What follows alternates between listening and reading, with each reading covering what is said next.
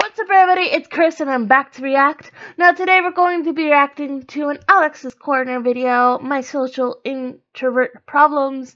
And so I'm all happy and very energetic here, but in real life I'm very socially awkward and very shy.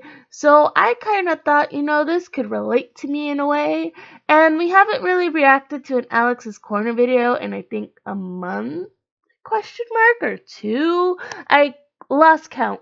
But I was thinking, it's been a while since I reacted to Alex's Corner, and all of a sudden this popped up like magic.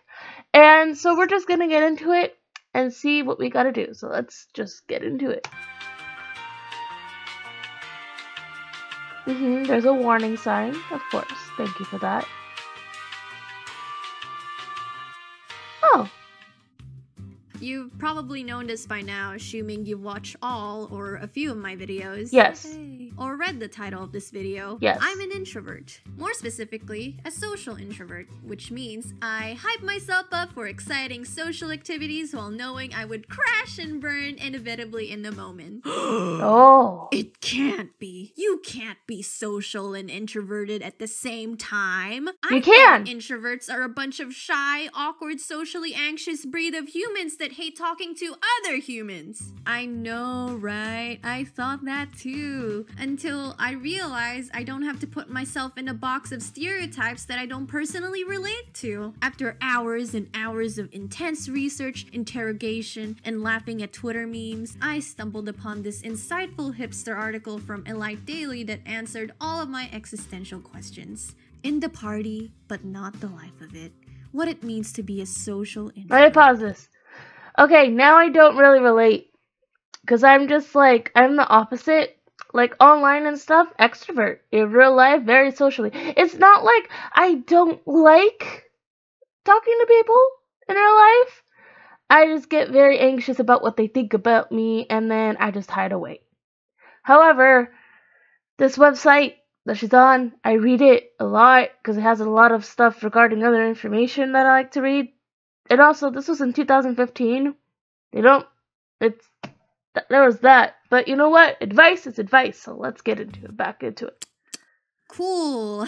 Didn't expect to be called out for my lack of partying skills, so we're off to a great start. Introversion and extroversion have nothing to do with how social you would like to be. Oh. It's all about where you get your energy and what activities require energy from you. The reason why I like this article is that it automatically debunks the misconception that all introverts are shy, not fun, and incapable of any social interaction. Same deal with extroverts. To put it simply, introverts get their energy by spending alone time, whereas extroverts gain their energy by being around people. How much you would like to socialize isn't based on whether you're an introvert or extrovert. It really is up to you how social you want to be. None of that limiting belief crap. Before I get into the problems, I'd like to quickly kill all your high hopes and expectations of me being good at socializing. Because I'm not. Like I said before, I crash and burn before the fun could even start, and that's because... The background though. As of recent, I finally attended my first VidCon US. I had tons of fun meeting online friends and interacting with fans. These are good pictures. Oh boy. I'd be lying to you if I said that VidCon wasn't an intense socializing obstacle course. Believe me when I say my social stamina is pretty much non-existent. Quite pathetic, actually. It's so bad that I don't even notice myself zoning out in a conversation or an activity. It's like, knock knock, hello? Brain, are you there? It's not like I was disinterested of the topic or anything, and in a way, I get sort of happy when someone approaches me, let alone try to talk to me. Okay. Like, thanks for doing the hard... Let me pause this. Okay. So when I saw Alex's Corner at VidCon, I was so scared to talk to her because it seemed like she didn't want to talk to anybody. But now seeing this video, it might be that she was just zoning out, which I do a lot. I am in the middle of a conversation and I just black out, and then I come back and I'm just like, what's happening? But to hear that she really likes it though, like I did tell her this, by the way, when I finally got the courage to freaking talk to her. I'm just like, hi, like finally I had the courage.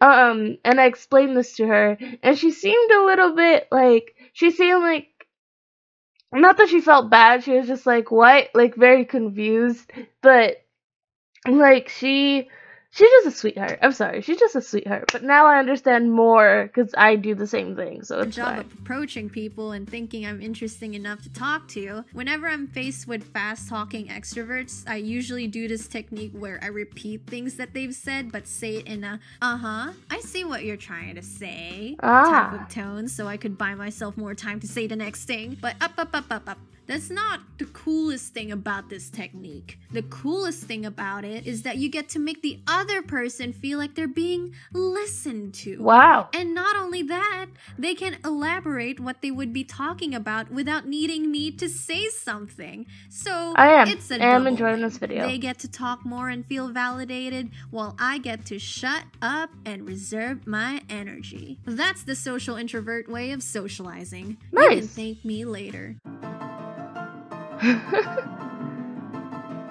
VidCon Day 0. My friends and I went to Huntington Beach, where we spent our day being buried alive in the sand and losing our sunglasses in the ocean. There was a social networking event taking place later on that night, which we RSVP'd beforehand, and as you've probably guessed, I didn't have enough social energy to attend to the event. Since a bunch of my friends are extroverts and were very keen on going, like, what? You guys want to do more things? Do you guys ever get tired? Little old me suddenly began to have second thoughts. One part of my brain told me to stay at the Airbnb, re-energize myself by doing nothing so I can have the energy to do something later on, while on the other hand, the latter part of my brain just screamed, do something! You can't just do nothing. You spent thousands of dollars to be here, and now you have the audacity to do nothing. That is a problem. Get a grip of yourself, Alex. Come on. Be social. Talk to people. Let's go. The whole time I was at the event, I was pressuring myself to socialize and get out there more. Yeah, don't do that. Because that's what you do in a social networking event in a room full of creators, right? Another huge and insecure reason I decided to tag along was the fear of missing out. FOMO for short. Oh yes, the agony of watching your friends' Insta stories as they have fun while you don't.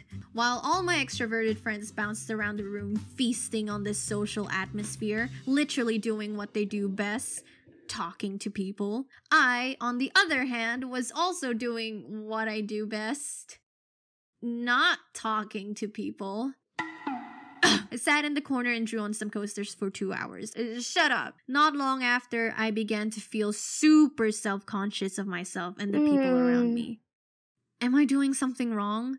Why am I so quiet? What happened to getting out there and talking to people? Aren't I supposed to be having a good time with everyone? Knowing me, when I get super self-conscious, I start to think. And when I think a lot, to a certain fault. So this is the part where everything crashes and burns in my head. My brain was ready to shut down on me after ignoring her limits for a good while. It's one thing just being tired, but it's a whole different beast when you're both tired and overly self-conscious and overthinking the freak out of everything, initiating freaking flight mode. I went home, and I'm not gonna say I cried, but instead, I'm gonna say I watered my eye sockets. I called up my close friend John, and we decided to go on a little walk in the streets of Anaheim to clear up my head. And fortunately, talking out with him helped me quite a lot.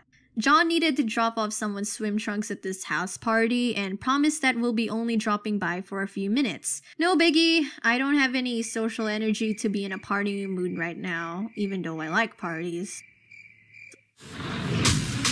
Yeah, I kind of thought something was gonna come up, yeah. Okay. Welcome. So glad you guys came. And are you 21 or over 21? Yeah, I'm sorry, what? I can't hear you from all this noise. Oh no. Yes! I'm 21! Dude, she just turned 21 yesterday! Oh, shit. Really? Yeah, take a birthday shot. Alright, I'm gonna go find this person, give them back their swim trunks. I'll be back in a bit. Oh my god. Poor Alex. I feel so bad. Because I was like, okay, this isn't relatable. But after the overthinking triggered in, I'm just like, yep, this is totally relatable now. Because that's exactly what happens when I try to be in an environment with extroverts. I'm just like, oh, self-conscious as fuck. That's the first thing that happens to me anyways. So damn, but she was just handed grape juice. That's it. At this party. She didn't have any energy. I feel so bad for Alex. Because I knew this was going to happen. Alex for turning 21! Woo! Get lit! So I took my 21st birthday shot and... Did you become an extrovert? And I felt nothing. Oh. 5 minutes later. Hey Billy, have you seen Alex? Oh, Alex? She's right over there, sitting in her Alex's corner! Billy, you are terrible. Hey Alex, I'm all set to leave. Are you? Oh my gosh. What did you do? The big party's early, yeah. We dipped the party right after I screamed into John's face, and shortly afterwards, the cops got involved and stopped the party due to noise complaints. The police fined the Airbnb party host a hefty fine of $1,000. Oh, God. Oof. So what did we learn today, everyone? Don't be so loud. Oh, yeah, I forgot. You're all introverts here. You guys can't talk.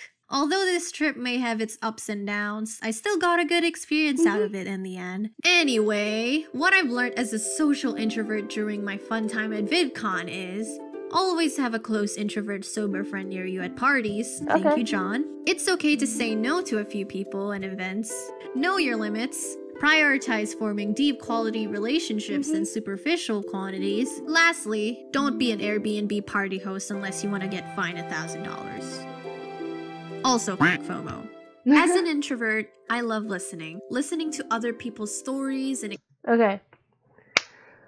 Besides that, because I know this is for Audible, yeah, just when you're an introvert, it's really hard to get out there, especially if you have extrovert friends. I have some extrovert friends that kind of like pushed me forward, and I had one that was introvert who herself was having issues, but I was more vocalizing my issues.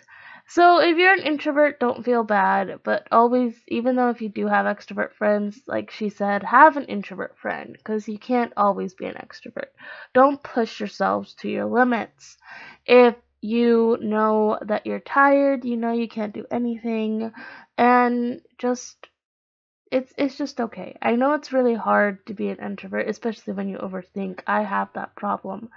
But your health is important, and I'm pretty sure your friends would understand that your health is important. Alright, everybody? And also, if you're an extrovert, good on you. Just really good on you for being so outgoing, having so much energy, and just being all cool. So, that's all I had to say to that. I don't know why. I just want to say thank you guys, and I love you guys very, very much. So, thank you guys, and I hope all you beautiful, unique weirdos have a very, very fantastic day, and I will see all you guys later. So, peace.